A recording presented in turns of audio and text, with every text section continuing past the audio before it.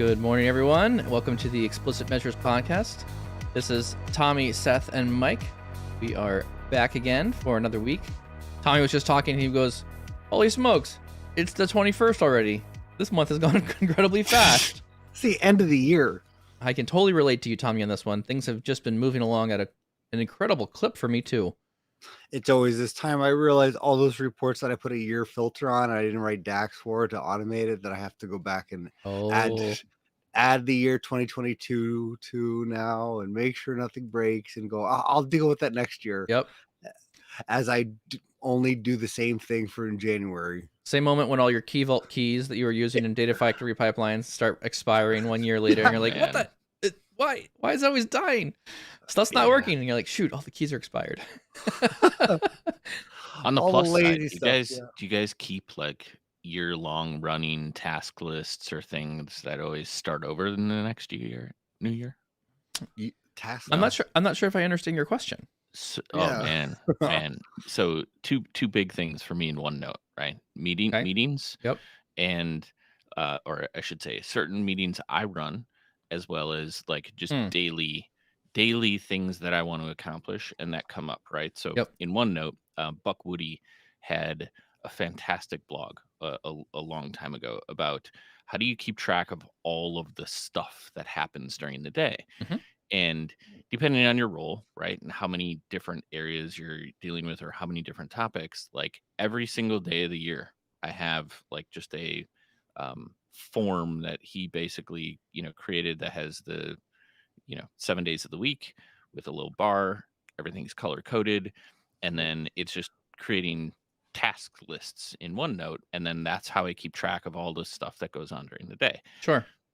But it's every year I get to start over. So rather than like scroll through this long list in December, I'm like, sweet, like about to Scrub it's it. almost like starting the new year and like these things where it's just now it rolls up into the previous years and now I get to start a new one. So apparently I'm the only one. Well, the reason I was asking that is because my wife and I, Kelly and I, do something similar. We do a very similar like yearly like family corporate meeting. We kind of sit down and we do like every at the end of a New Year area, but it's not like December rolling over. We have like a list. It's our task list, and I've read, and people tend to do things more if they write them down. So if you have a checklist, It's true. people are more likely to do them. So just by having the list increases your odds of getting stuff done. So you're saying like who gets bonus in your house or not?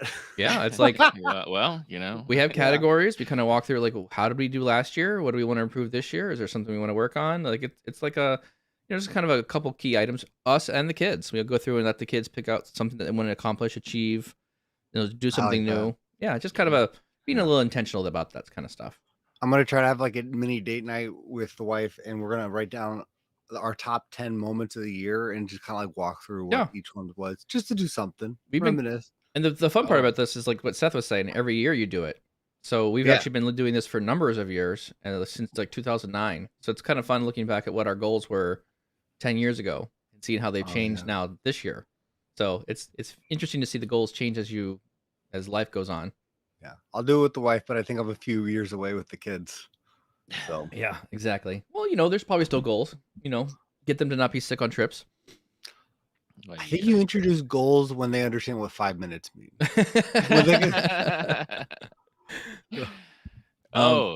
Happy Tuesday, gentlemen. There it is. Can't forget that. I want to just give some credit to Microsoft, just because I have in the past, on the podcast particularly, I've ragged on some of the data flows and like, oh man, they're close, but they're not quite there. There's some gaps. I don't know where this happened. It's probably been out there for a while. It's one of these things. You try a feature, it doesn't quite go the way exactly you thought it was, and on a release, and you're like, not for me, and you walk away from it. Like you just take a break, and you're like, it doesn't do what I want, and you're not. I'm not sitting there like every month trying to retry the same thing over and over again. It's wasteful of my time. But I haven't played with data flows or deployment pipelines in Power BI for a while. I have been working on a project with a client where we are using deployment pipelines, and with much success, I would say. They have improved a lot of what's going on. Things seem to be working much better. I'm using the model and thin report build scenario. It's working like a champ. It's just moving my model through. This is a case where we have different environments, so different servers, dev, stage, production, right? And then you can then set up a parameter for the SQL server to kind of like connect to different databases as you move through, which works like a champ. You set up the settings. I'm changing parameters to on the data model side. So I really like it. I mad kudos, Microsoft. You've picked up the pace here on the development pipelines. What changed significantly? Okay. Yeah, that's good question. So when I was playing with deployment pipelines originally, and this was very early on, they came out, I was like, okay, interesting. Let's play around with this. You had to have a report and model all in one file. They would move, and you had to move them together as a bundle. The two of them had to be joined as you moved them through. Now what you can do is you can deploy a model.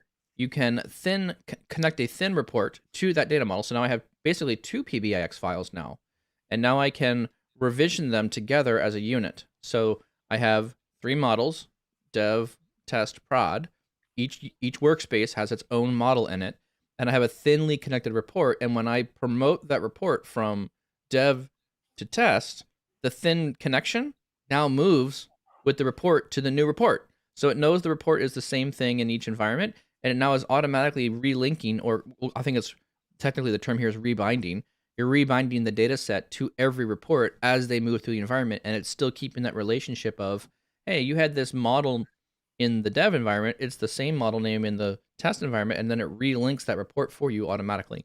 How did I miss that? That's what I'm saying. I was like, when did this happen?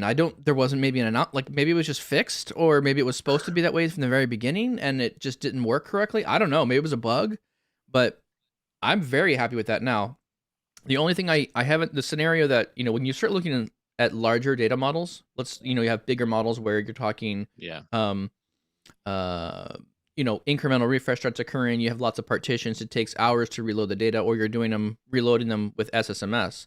The thing I haven't quite figured out yet is how do I promote changes to the data model when the models get at that larger end of the spectrum? Because you can't promote the data model. It doesn't, I don't think it technically promotes the BIM, the definition of the model in every environment.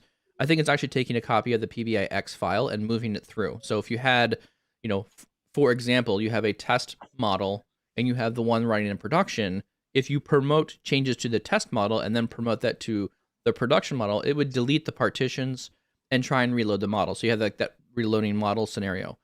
So maybe you don't deploy the reports with the pipeline. Maybe you deploy the reports changes with ALAB Toolkit, which I just learned you can do adding of tables, and you can do reloading of tables and table definitions without deleting all the partitions in ALM Toolkit with a specific setting in the ALM Toolkit. So we'll figure it out. I'm not sure. I got to play around with it a little bit more from that perspective. When were you doing this? Literally in the last 2 weeks. I wonder if they pre-released some of the stuff that they on your tenant only in the December release. Okay, I'll also give them mad credit in the description. December release here. There's a lot of stuff going on. Right, but in the December release, to make the experience smooth and easy, after assigning 2 workspaces, the pipeline will automatically match items between the workspaces and compare them. Yep. Which is the problem when which announcement was that one? This is part of the December update. This is the December update. Yeah. I didn't catch that actually in there. Let me read that. Let me see if I can find it here. Under deployment pipelines, assign a workspace to all pipeline stages. So I can do that now too. So now I can actually, one of the challenges I had previously was I can't just pick a name for a workspace. It would just kind of auto-generate me one. Well, I wanted to name it a specific way. I want dev to be named this way. I want test to be named that. I want prod to be named this. Now you just pick the one you want. And the best part of this is, like, if you have a release manager or you have a release process, you now have controls. So I am part of the dev team, and there's another team that's doing production releases. So I can muck with dev and UAT environments or workspaces. We have a separate individual who owns only the production workspace. I can't touch it. I can't see the reports. I can prepare the reports all the way up into UAT and say, hey, we're done. Take the changes to production. And then someone else can come in and click the last button that says promote the last couple of reports, and you can selectively pick what you're promoting to production. I'm very impressed. Very good job cleaning it up. Much improved. I'm gonna have to go retest my scenarios against it then. Well, does this work only kind of with the methodology that you have with the thin report, or do you think this works with the standard report? Like, you just it always worked with standard reports. Standard, that always worked. Right? No, it worked. It was the thin report that did not work. Okay, and I didn't know it didn't. Okay, yeah, this is like if they actually finished the feature called goals, and it would be good. Listen, I think we have some great user groups coming up here. I already have my goal one ready to go, buddy. So it's going to be Tommy's goals and then Mike's deployment pipeline. I think you're starting off the year. I think you're going to have to be right about that. I think we're going to have to do a kind of a deep dive on it and show people what's going on. Literally the name of my user group, unfortunately, because you guys are going to be, let me sell you on goals. Let me sell you on goals. My goal here is to sell you on goals. Yeah. Awesome. Good to know, man. Anyway, I just wanted to share the news. I feel like if you have, all that to say, if you haven't played with deployment pipelines, if you're using thin reports and data models, take another look at deployment pipelines. Now, I will admit, deployment pipelines are on premium. So this is an embedded project for me. So I already have premium kind of lit up on the side working for me in this environment, but really like where it's going. And now doing dev test prod for Synapse and dev test prod in Databricks. This by far is the easiest thing I've ever seen for doing any kind of deployment pipelines. Holy smokes. Because deploying things from dev test prod for those two other environments, pain in the arse. And there's a lot of code you got to write. So it ain't easy to manage code for Synapse and Databricks to promote them through environments. But doggone it, deployment pipelines, it's covering a lot more of the use cases for more of the advanced developer, I feel like. There you have it. They have completed deployment pipelines. It's complete. Check it off. It's done. Move on. The only thing I haven't tested yet. This is everything contained in one workspace. One thing I don't know is, can you do a deployment pipeline, one for just the data sets and one for just the thin reports? Because there's depending on how your organization runs, you may want to keep the data sets in a different workspace than the reports to deploy them. So I got to kind of figure out if that's something that's possible there too. So that I got to do a little bit more testing. I haven't finished it out. My gut feel is they haven't probably got that dialed in yet, but I'll try it, and then I'll report back in like maybe next week or maybe next year after I get some time to decompress. I think there are some off use cases where we wanted to do things that probably not normal. Well, yeah. You may want if you think about like proper DevOps, right? You could branch things. But you could do other kind of you can have like two environments versus three, or you could have 4 environments versus 3. Like there's probably other use cases here that would work, but they haven't added that flexibility yet. So we'll see. Coming in the future. Anyways, let's actually get to the real topic of today. Believe it or not, 20 minutes later. Tom, you want to introduce us to our topic? Sure. So today's topic is all around labels in a report, in a model. And again, this is from your text labels, your titles, your data labels, basically all the surrounding context or text that you could really put on a visual or a report. Not necessarily explaining it, but today we kind of want to take the route of how important are they? Where are they too much? And what have we seen where, what's their role? And I guess so this is a very broad topic, and I think there's a lot of areas here, but I'll kind of give the floor to you guys in terms of how do you perceive a data label or a report label, the different areas of it, and then we can kind of go from there and just kind of talk about the importance and then where it's too much, because this is one of those things where you can either kind of like blow up your report with this, like, oh, I just need a data label and a label on everything, which might not be the case. So yeah, I'll kind of leave it at there, and that's frame I don't know if there's a question there, but Mike, I don't have a crystal ball, but I feel like this is a topic ripe for rabbit trails and random topics ready to go. We're just, basically, let's talk about anything you want. Today we're talking about Power BI. Oh yeah, Power BI. Okay, yes. Sounds good. So I think it's important for us to I think just the word labels or model data labels, I think it's important just to define what those two things are. I'll define what I think it means to me, and maybe Seth and Tommy, you define what you think it means, because I think we're going to have impressions of different. How do we come at that definition, right? Report labels to me indicate more of what you said, Tommy, right? A report label would be like, I'm going to add a tooltip to a visual. I'm going to add data points to a line chart. I'm going to add axes, the X and Y axis labels to there, or title to the chart. And, maybe it's a dynamic label, right? You click something in the chart and the title of the report says, you selected this, right. Top sales for the company called blah, right? Or something like that. It's kind of dynamic based on what you're selecting. And then I'm going to say model labels, or data model labels. To me, that's more around documenting, like, what is the data model doing? Some proper model design. There are some basic techniques that we use. You hide the numerical columns and instead make a measure that's explicitly calling out, see? Explicit measures there. You make an explicit measure that calls out exactly what the calculation is, right? I'm doing a sum of this column. I'm doing an average of that column, because then when you hand this report over to other people, they can understand what the formulas mean, and you're documenting the data model. So those would be my two definitions. I think about the report labeling, and then I think about the elements of the data model and how they're labeled.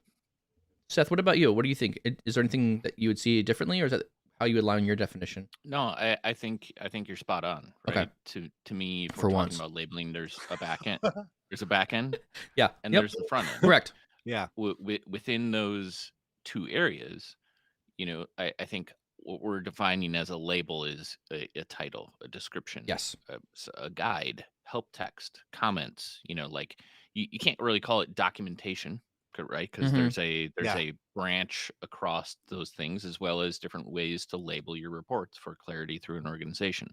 And I think all that drives the main theme of the conversation, which is, how do you drive clarity in what you're building? Yep.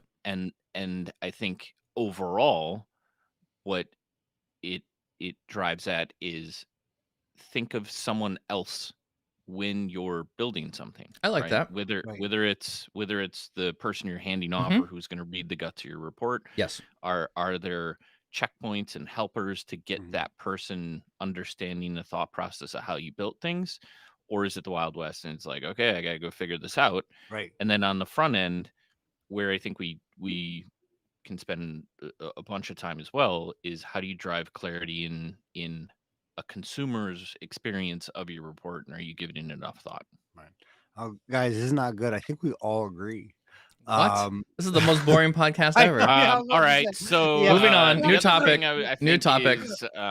So the one thing I both takes are spot on what a label is, and I think what it should be.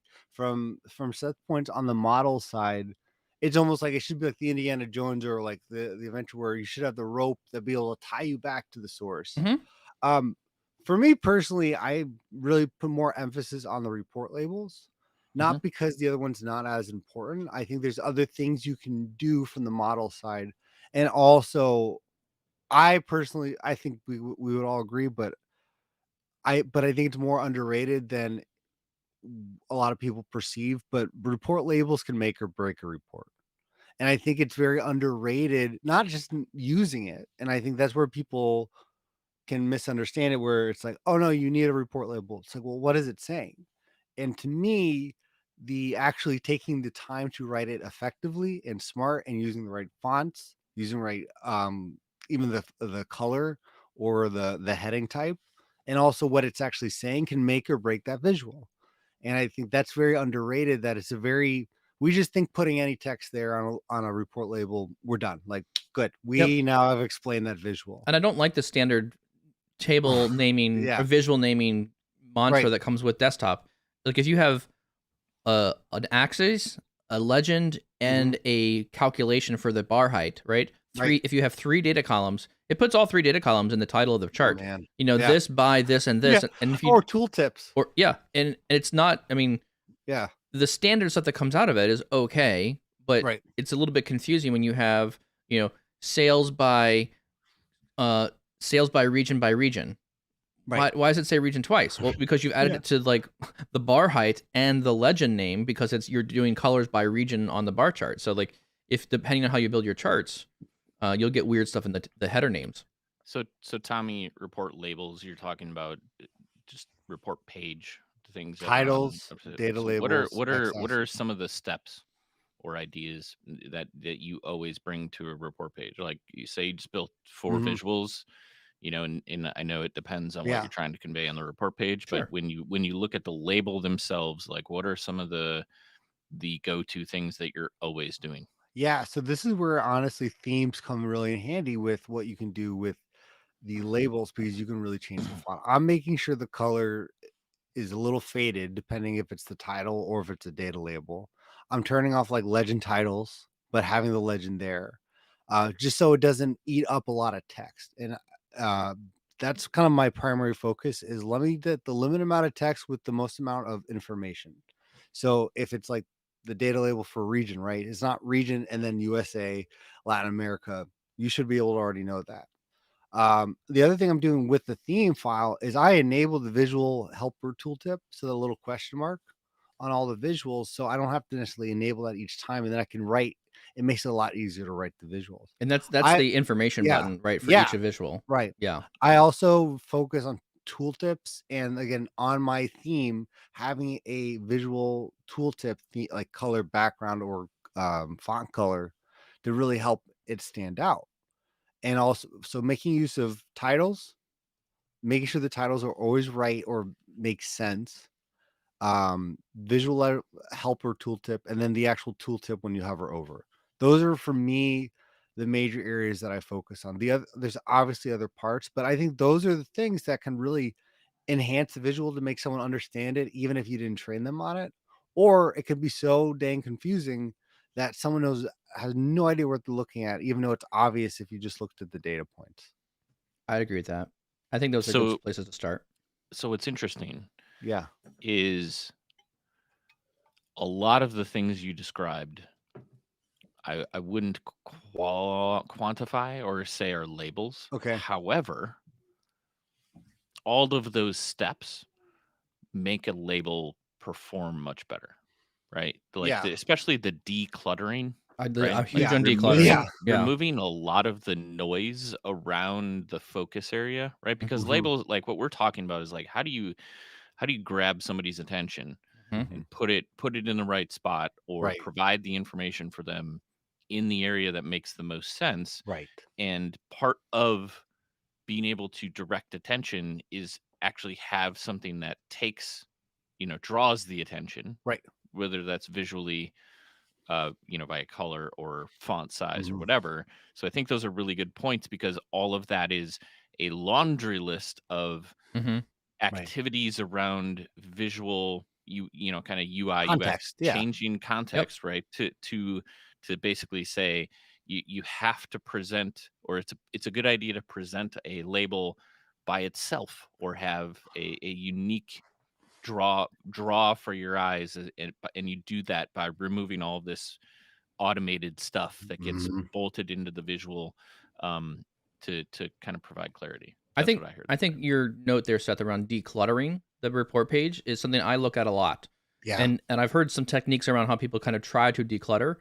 Put your report on your report screen and step really far back, and then kind of close your eyes a little bit and kind of blur your vision a little bit. Does the report still look like it has some congruency to it? Does it make sense? And that's one thing I think you said, Seth, a couple times, is like that's one of your techniques that you think step back from the report, step farther away from it.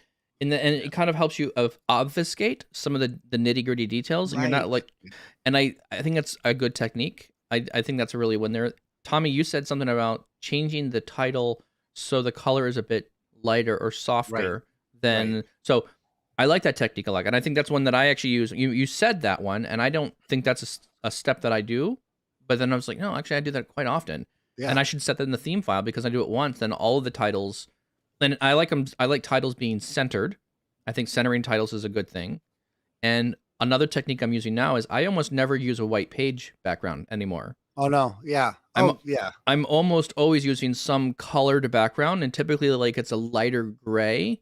And then I put the visuals where I want on the page because it helps me bring that, if these two visuals are related, I can then stick them next to each other, and then that way it becomes one white square for two visuals. Or if I have a bunch of KPIs, I can kind of stretch them out so they all touch. So it looks like a line of KPIs or whatever, and it seems to provide a little bit of like, I use the shift keys a lot.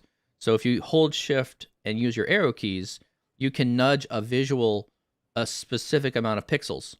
And so you can like shift left, shift up, shift down, and it will move like 10 pixels over. So now I can get all my visuals on the page, and I can like align the visual and use the shift arrow keys to then nudge the visual. So I have this nice even 10 pixel trim around stuff that I'm looking for. I gotta go on a quick side rant.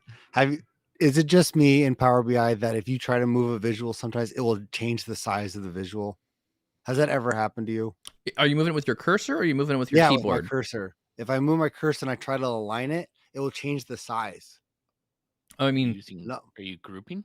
No, this is literally just trying to align at the top, and all of a sudden the size changes, but it will never align with that visual. I get weird stuff. So this is where I'm torn. I get weird stuff with the auto alignment stuff. So they have like auto alignment lines, the red lines that pop up like you would do in PowerPoint. I have mixed feelings on it. In some cases, it works really good. In some cases, I've had massive issues with it. Like it just won't align things. Or if you have two visuals, like 3 visuals in a row, two of them are not quite lined up, and you're taking a third and trying to line up the third one. Like sometimes it snaps to either of the other two, and you're like, I can't tell if it's lined, that's not what I want. but it's not quite correct. Not that visual. Yeah, not that. The other one. The one next to it. I'm a properties guy, man, because I can't stand little tweaky things. Yeah. Especially Seth has big OCD. Like four KPIs in a row. Like I'm in the properties, right? Just click on each of the visuals and make sure that all the X, Y, and sizings is there. And it's actually it's pretty fast. Yeah, to just I can actually. I could definitely see you looking at each visual going 416, 416, 417. Yes, 100%. And there was 100%. There's some issues. There were some issues earlier on. So if you look at where the visuals are actually placed on the screen, it's like it's not exactly. You say you put it in pixels, like up those pixels over those pixels. If you look at the definition of where that visual actually goes, it's actually a huge long decimal number. It's not an even nice round number, which I think they're doing some sort of scaling on the report page where they're trying to scale the objects in the page and get it in the right spot. But doggone it, that's why it's so hard to use this stuff, because it's really challenging. And I don't think I move visuals anymore other than use the keyboard. So I will, I do more. I do. Really? Oh yeah. So I will snap the images so they're touching. I basically have everything touching. It's either touching the edge or another visual. And then again, I use the shift keys. I use shift down, shift left to kind of nudge the whole visual at one chunk.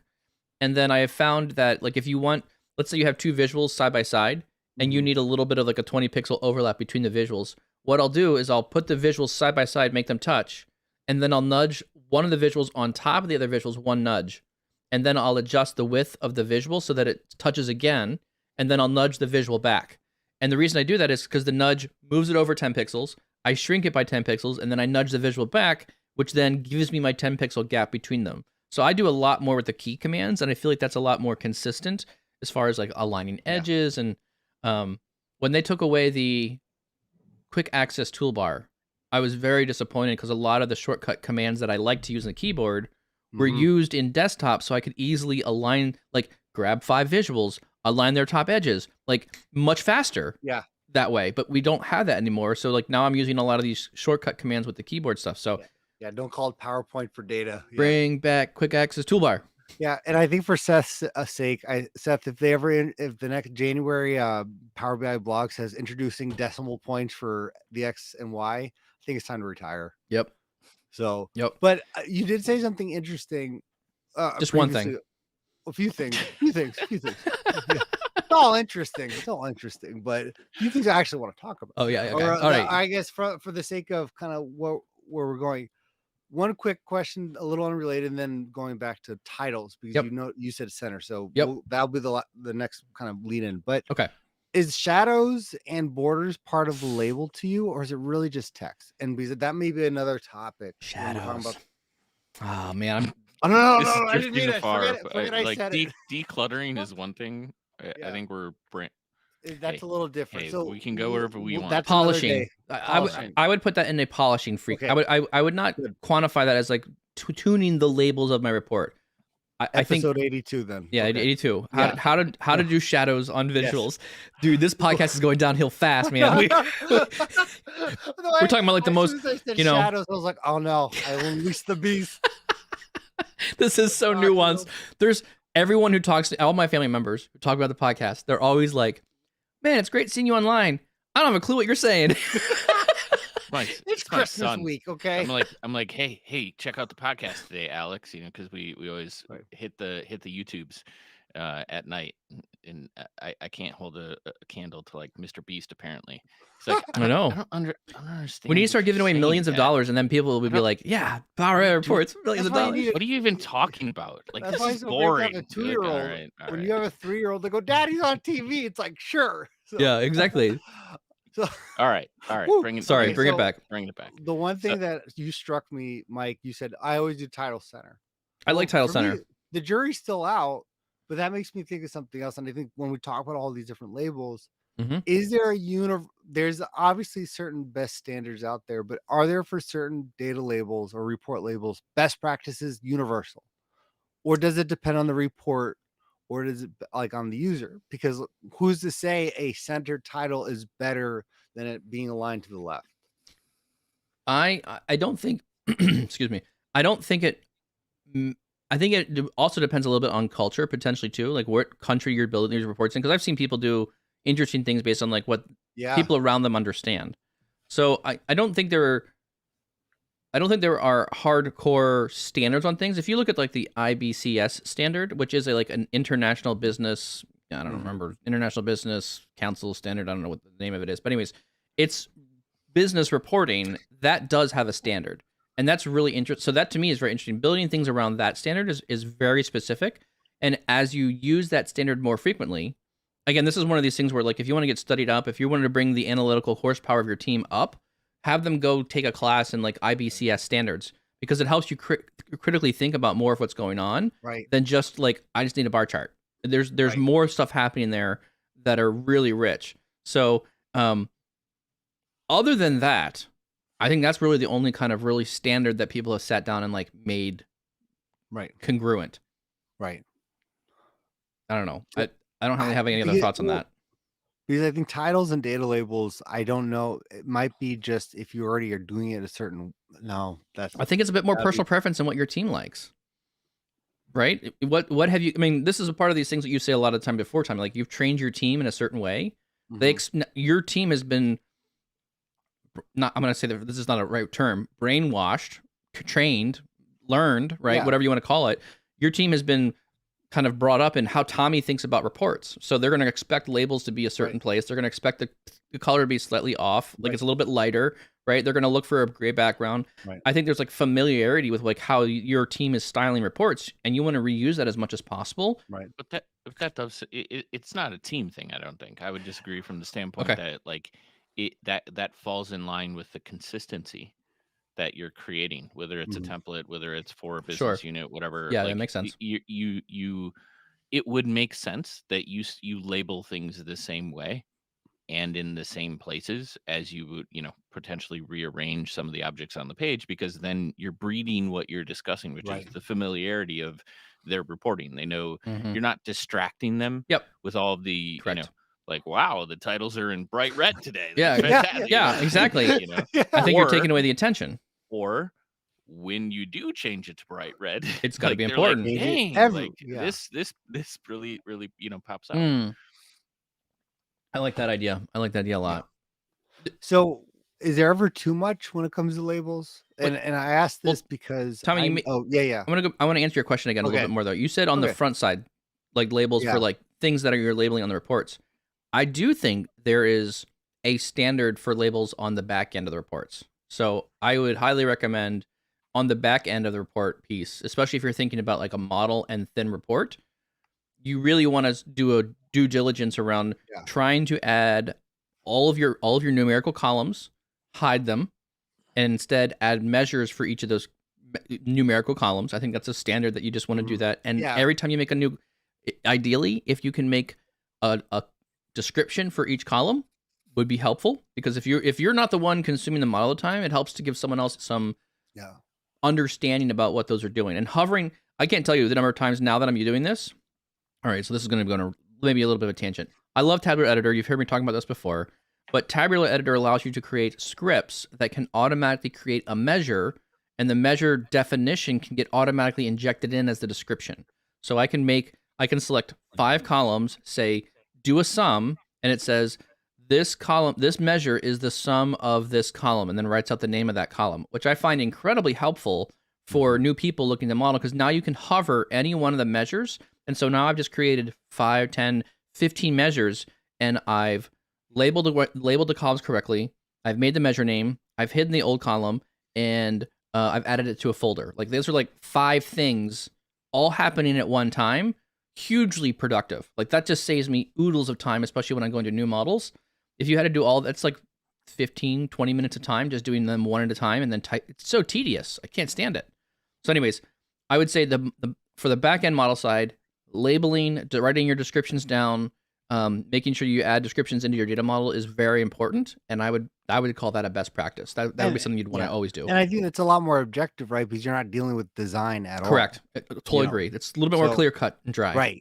Right. That's a good point. It is, to me, it's almost closer to documentation than not. Yep. And there are tools out there that help you like rip that stuff out, and you can see column by column detail, like what's going on. So I think there's I'm anticipating the moment where Microsoft gives us more capability around Purview or whatever it is, where we can bring in all the measures. I'm hoping in the future that they can read all those definitions with another tool. And so by me do my due diligence around documentation of the measures, what's going on in the model, we now have an easier capability to document what's going on just by doing it. Here's a question for you. Measures make absolute sense. You're combining data, having a description of what that measure is doing, or performing, ton of sense. Columns. Where do you guys land? Right. So in many cases, we're combining information from multiple systems. Correct. Fact tables. Yes. Right. So what I've seen over the years is multiple ways of handling this. One is, direct naming conventions on the columns themselves. Sure. Or a converse theory is, when you're building your facts and dimensions, the column names should be the names that you want to use in your report, because that way you don't have to rename every single column that is in your facts and dimensions. So would you rather name the column with the definition, like where it's coming from, or have a naming convention in the column name where you're going to have to modify the name every single time you use it? Or does that belong in the description of the column, or in context, where if somebody's looking at these things within the back end, they would have a quick reference to the back end views or tables of where the data is coming without having to go back to that other source system? I'd rather be stuck on an island with some Twizzlers. Sounds like would you rather? A basketball? Would you rather? A chocolate, a Hershey's Kiss, and So I may get burned for this from you guys, but what I have seen, or at least I've tried, is especially for your dimensional things that you're using a lot in a report, like I'll use the naming convention that makes sense from the coding or the back end in the table, but I may create actually a manual table that has like an index so I can sort it. So I may create a few of those, and that's kind of my relationship. So I have like the code name, the display name, like the key. Like if you had like USA and it was a country key or something. But I would have a display name and I would have an index so I can sort it the way I want. And that's a lot of times what I do. So I have what I'm going to use from the display for what a user will see. But I can still, in a sense, code or do everything the way I need to in the table itself from the description point of view. I'm not sure I follow you on that one. Is that you're talking about, like, you're making a view that has you're cleaning so if I had a table with columns, I keep the columns, the way it makes more sense to write measures against, makes more sense for the developer. Now if there's a lot of frequent columns that I'm using, like region or state or country, I may make a manual table or a created table that has that same back end name, a display name as another column, which is what I use in the report, and I have a relationship between the two. Yeah, but So I think what Seth is saying, do you change the column name? I think you're saying I yeah, think you're saying different things. Like, do you change? Like, so it sounds like you're saying, Tommy, you build the columns for the developer. Whatever the yes, source system has, right, you align your names to what the source system and the developer right, builds on. I think what Seth is asking is, in a table that has columns, do you use that developer centric column naming? right, And then when you add that column to a table, you actually type, double click the right. column name and then rename it something. Like, you wouldn't say, like, in the Right. development, you'd have all the measures be No, sum yeah, of something, right? It's total sales, right? That's the name of the yeah. column, right? But you're doing sum of the sales column. I see. And then Yeah, in the report, you would say, you just type it in again and just say sum of sales, and you would rename the column in the visual. I think that's what you. for dimensional columns, not necessarily numerical, dimensional columns, I will actually create another table, like a reference table that's going to have what I wanted to show in the report, and that's what I use when I display. Are we really going off or what, man? No, So, I'm sorry. There's a side chat going on. Yes. okay. Seth keeps turning it into artwork every so often on his video. The internet speed must not be happy. The answer is yes. That and a basketball. That's no, but honestly, I think I'm with you, trying to Seth. say, yeah. I'm gonna go with Seth. So, Seth, I understand your question. I think this is a hard question to answer. Do you make the column names easy for the report consumer, or you make it easier for the developer? I think is what you're kind of asking. Is that kind of where you're at there? Well, more often they're one and the same. Yeah. But to your point, say I'm the developer that's just building the model for somebody, for a business group to go use. So here's this is going to be a very it depends consulting kind of answer from my side. I think you build the model for a particular audience, and so I think in some cases you're going to have you're going to rename the column so it makes sense to the end user. So if you're building a model for other people, a model for business user teams, I think you maybe obfuscate a little bit more of that naming column thing, because you think, this one model could have 10, 20 reports on top of it, right? You want it to be named total sales in all those reports. You have like a data dictionary. You're defining like a model language around what the model's doing. So I think in those cases, you would then rename the columns because other people are consuming that model to use it. And I still think you add a description regardless. If you rename the column to not be sum of sales to something else, it's a bit more report centric.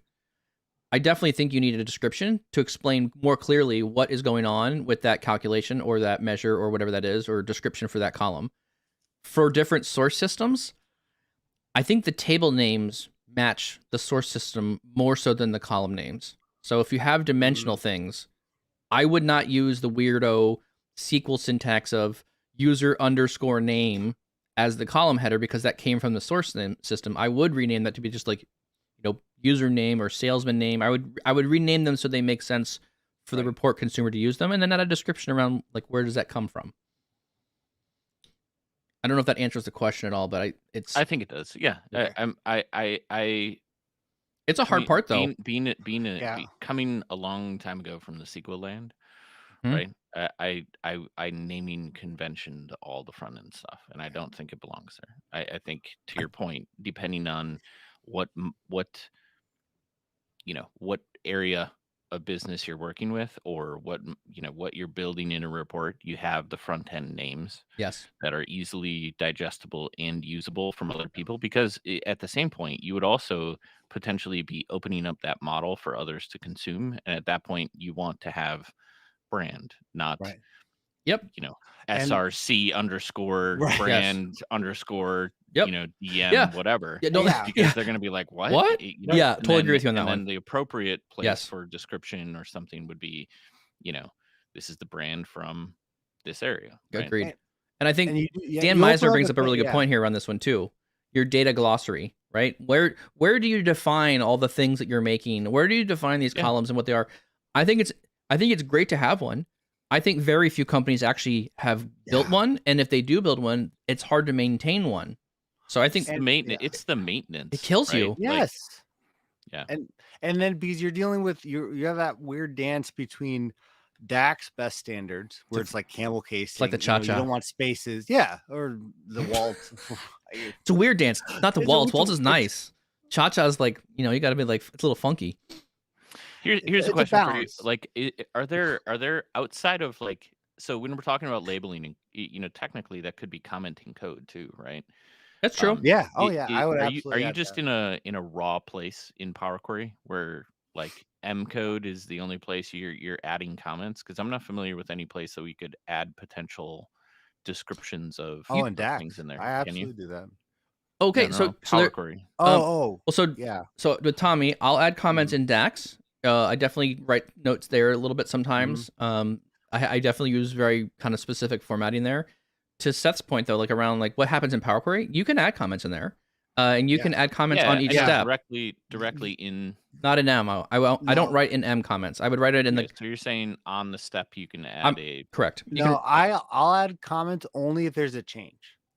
Like if we made an update to something. Interesting. So it's like we had this kind of thing on the state, or just to one to revert, and I'll comment out the actual steps that we're taking out, just in case. Yeah. Well. So yeah, it doesn't load. You're an M genius then, because if you're in there actually editing the M then and commenting stuff out in line in M, that's pretty impressive. Do you know how to become a genius in coding Power Query or commenting? Just click / twice, and you're done. Yeah, exactly. That's exactly. And then you're an M genius. So, but I that's when I would say the labels make sense for Power Query, especially if there's any changes, like we're no longer using BDM from this table, we have to merge it from here.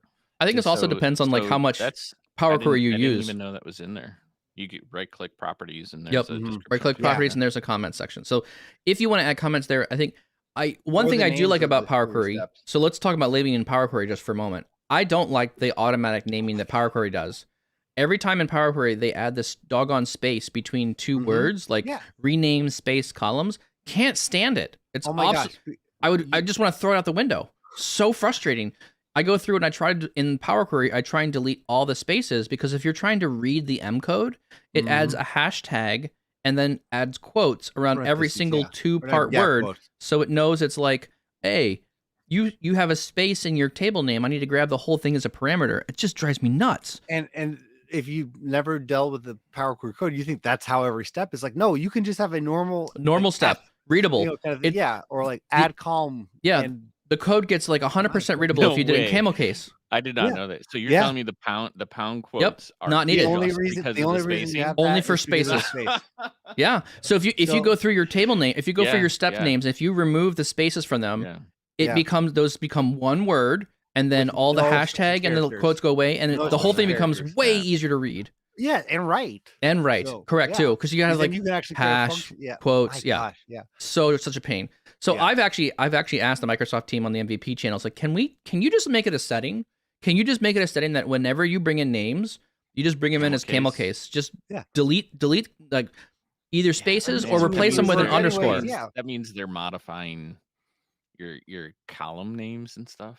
No, this is the step. Oh, you're saying as you're applying something that they own in their system, yes, exactly. Right? Camel case. Yeah. Camel case, or just just do a find and replace. Just replace it with, instead of using a space, use an underscore. Don't care. And I remember deep diving into the white papers for Power Query back in the day, because remember, every step is technically a function. Yes. So everything's a function. Everything's a technically, every step you make is your own custom function. Yep. So to speak. Anyways, well, I'll say this too. One more note around the Power Query piece. I think Power Query documentation is good, and especially if you do a lot of it, if you're bringing in like odd sources. But most of my world nowadays is bigger, larger models, and most of my Power Queries are only 1, maybe 2, maybe 3 steps in length. That's it. That's all I use. I'm not talking about guys like us. Well, right? I know. I'm just saying. I just want to make that distinction. Like, and then you have pages of code. I've opened reports where you have to scroll through the list of Power Query steps because there's so much going on there. And like, I'm adding that as a topic. I don't do that anymore. Like, that's, to me, I push all that stuff back upstream. That's in the source system, and that engineering is happening somewhere else. I understand like business users can like need that capability to do those extra things, but I don't do that anymore.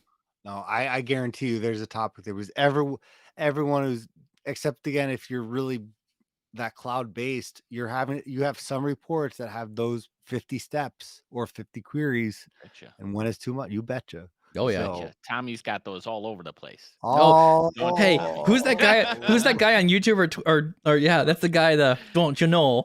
Don't Have you seen this guy on YouTube? the He's Wisconsin hilarious, guy, right? Yes. The Wisconsin guy, the Midwest guy. yeah. It's a Midwest guy. The Midwest guy? He's starting popping up in my chat. Oh my gosh, the guy's hilarious. Oh, Tommy, good job. Tommy, good job. Yep. Yes. Going up to Green Bay, don't you know? Yep. Oh yeah. Get you some beer and cheese. That's gonna be the first guy that we interview on the podcast. Do you know anything in the about Power winter, Query? He's like, no. Up here in the winter, we don't even wear coats. Not Cool. just your long johns.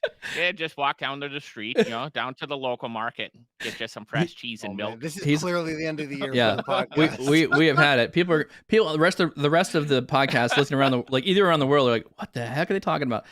Yeah. For those of you who don't know, this is a gentleman on YouTube who has like this Wisconsin accent, and he's making it extreme. It's thick, and he makes a lot of funny jokes about people from Wisconsin. And we can make fun of it because we are Wisconsinites. We live here. We are Midwest. We love our cheese. Tommy, Tommy, I'm sorry. I'm born and raised here in the Midwest. Yep. Some people don't even consider Chicago the Midwest. I've seen a map that says Chicago and then Illinois. It's two different states. Right. Dare I ask another question, or are we done? If you want to get one, I think we got one more left in this. Okay. My final question when it comes to data labels from a consumer, because the title thing is throwing me off.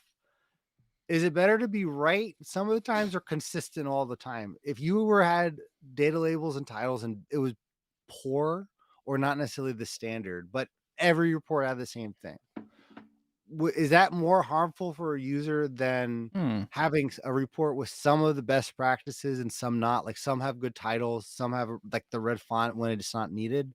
Which one is more harmful for the user?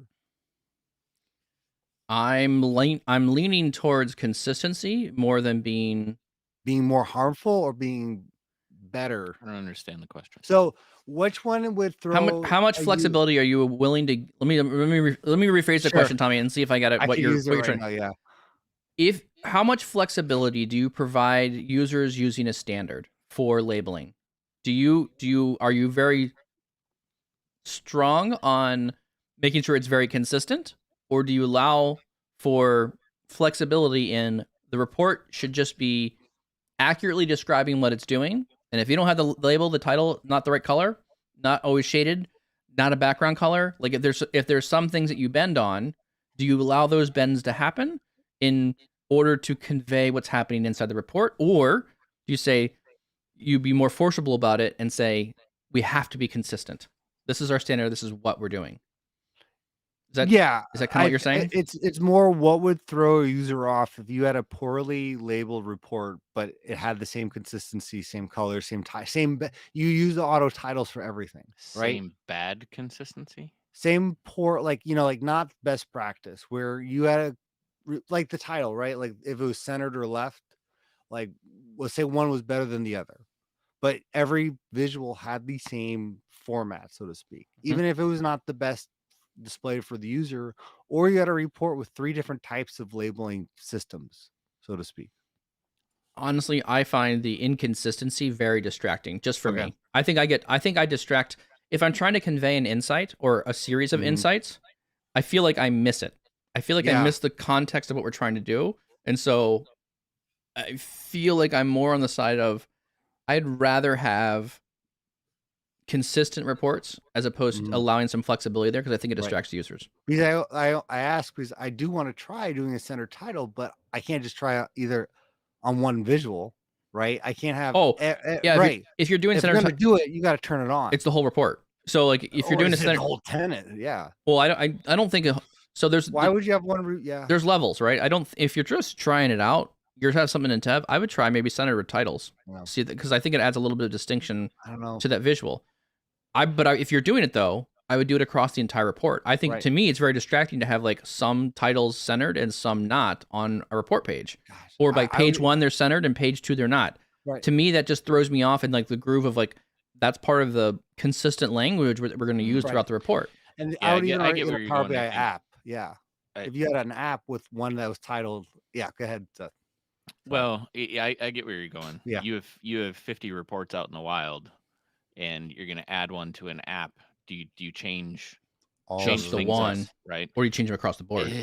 Yeah. I mean, if there's no opportunity for, like, it'd be great implementing new ideas and new thing, or if it's important enough, or you have challenges enough where those 50 reports are kind of hard to read, and there's some cycles where you can go back and fix it. You're putting in, hey, we're thinking of revamping our report, and here's the new look and design and feel, like, on an existing report, and people are like, oh my gosh, this is like the best thing since sliced bread. Right.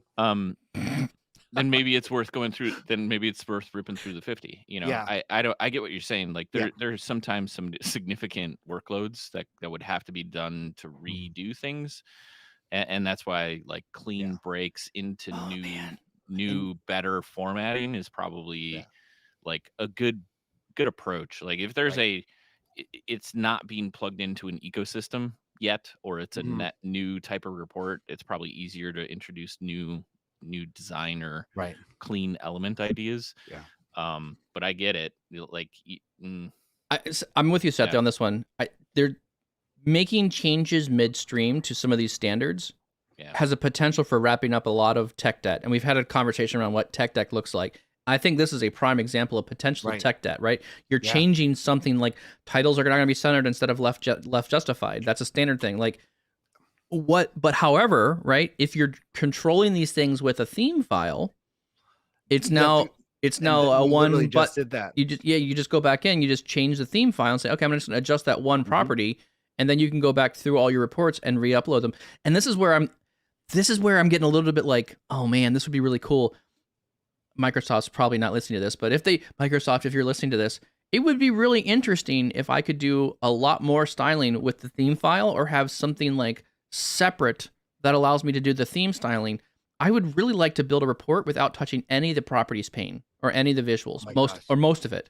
Well, because then I could control all of that at once with the theme file. And then, to your point, Seth, the tech debt for me to going through all my other reports and updating a standard for whatever those things are will be much easier. You're saying allow an overwrite? No, just allow like another window. Like another window, or like, something that's a bit more like, I'm thinking like, okay, my idea here is like, it's like theme generator, right? We have theme generator up. It's giving you like easily pickable like solutions. It'd be nice if that was like real time linked into the report, where I could literally go to another window, another program, update a theme file, and the Power BI desktop file would just reference that theme file as you're building it. So like, if I made an update to that theme file, desktop would automatically pick it up and use it. So like, I could have like a live theme file that lived on your computer, and I could modify that theme file with something else. That file would have to keep track of all objects though on the page then, or that you modified, right? Like I know I'm not talking like technical. Is it possible? But I'm like dreamy here a bit. At the same time, like, there's Christmas. Is it far off to say, hey, like, I'd love an option in the themes to say overwrite what I did, right? Like, overwrite in broad strokes. Doesn't matter. Whatever I have in there, like, just default it, things, push it, like a force push, at least with like font and color or something. Yep. Or and I wish you could do that with but titles though, like if someone adjusts I was about to say titles are one of those things. If you change the title position manually on the visual and then you update the theme file doesn't override that setting. It stays where it is. So I feel like in those specific cases, sometimes I need like this, force push or force override. And so because I don't have that ability, it also makes me think of, well, maybe I shouldn't adjust any of the properties, and I should adjust all the properties or more of them, right? So there's like this spectrum, right? If I can adjust all the properties with a theme file easily, then I don't need to go into the actual report and actually stylize the report visual its own way. I can just kind of like do it externally and bring my changes in, and it just works. But I think there's too much friction right now between getting the theme file right for what the report needs to do, because it's too slow. It's too slow to work on a theme file independently to have it like it's faster just to click the buttons. I'll tell you what I wish I could do in a theme is how the titles are named. If I can kind of update that or have like my own schema for that, because we didn't even talk about this in length with, I think it does deserve probably its own episode about like the ICBS actually has a standard for how do you name the visual. Yep. And I agree. If you have one that you named and the other one's auto, there's nothing else that I think could throw someone off. And I've seen that we're like, well, what's that one? Like everything else is named, but everyone focuses on the one with the funky title. But you made my point right there. Earlier, you're talking about do you stick with consistency? Yeah. Or do you stick with like allowing a little bit of flexibility in the report designs? And like everything's properly named, but one, that's what stands out. It throws people off. And the same thing for colors, right? If all the colors look like you build a great report, it has wonderful insights on it, and the colors are off. And then literally the entire rest of your meeting reviewing the report is like, these don't look right. Like the color doesn't look right to me, or there's too much color here. There's not enough color. Like, dudes, we're talking like this is our sales numbers for the year. Right. Like, let's not focus on color. Let's focus on like what's actually happening. But you will. Right? Yes. All these visuals don't line up. Crap. Or if you had 10 visuals on a page, which you shouldn't, and only one had a data label, like data labels on the bar chart or the line chart, you better have done that for a purpose, because that's what's going to stand out. Correct. So that's a whole. Or if you don't care about that stuff, then use the template. Or use the template. Build the template. That's the benefit of a templates, themes. You know, something that like if you don't want to care, then use the default. Yep. Sure. Right. Like I'm not a big fan of like, processes and templates and theme, like all those things are generated to make sure that there's consistency. Correct. If you're a report dev and you're staying within the bounds of the main things of fonts and whatever, and I don't like the you can't do something, right? Because there's always exceptions that should be allowed, especially in reporting. Don't put baby in a corner. But those types of things still should go through a review depending on the audience. Yeah, agreed. Right. Can I just ask Microsoft, you want that window pane? I just want a little longer or better way to write a freaking title instead of that little small white box. Because there's nothing more frustrating than changing name that way in the formatting pane. Seriously, you guys can build it, right? You guys already built a bunch of tools. You can build Design Editor 3. You never know. Yeah. Stuff's always in the back burner here. You heard it here first, guys. You heard it here first. If Michael only had more time, as soon as you get that time stretcher timing, you can make me have a 36-hour day. As soon as you get that, we're gonna be a whole lot more tools coming out here. I know. And still only need 8 hours of sleep. Yeah, exactly. Yeah, right? Or 5. I just think 4. I know it's possible for someone to do something. Yeah, it's gonna get me. All right. Sorry. I think we've sorry. Oh, I'm sorry. Sorry, guys. Well, with that, we thank you very much for bantering with us for about an hour about some random topic. Surprisingly, we made data labels very interesting and fun to talk about. So we're good at that kind of stuff. I think. I feel like we're okay on it. I don't even know what you talked about. We're marginal at best. So if you enjoyed the podcast, if you had a laugh, please, our only ask is just share it with somebody else. Talk to somebody about it at work. Let someone else know that you enjoyed it. You learned something from it. Our goal here is just to have these water cooler type talks. Hang out with us online. And then if you want to find the podcast, if you're listening to it or watching it, Tommy, where can you find the podcast? Well, let me ask you, Mike, what's the holiday schedule? Same as always. We are live. We are live right through the holidays. Oh my goodness! Good thing Christmas doesn't fall on a Tuesday or Thursday, because we'd be, I gotta go open presents now. That's Christmas time.